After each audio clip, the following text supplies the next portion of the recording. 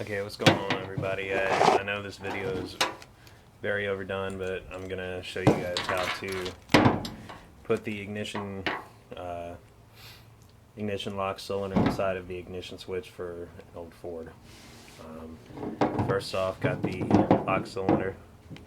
It's right here. You want to turn the key as far to the left as you can, put it in the accessory position, take the ignition switch, put it in the grooves, line it up like so. It'll only go in here one way, so that's pretty self-explanatory.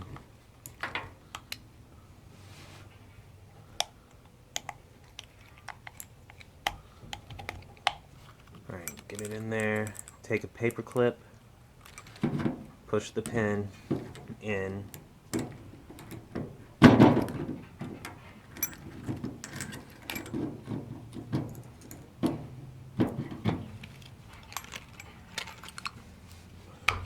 slowly rotate the key clockwise, and there we go, all set.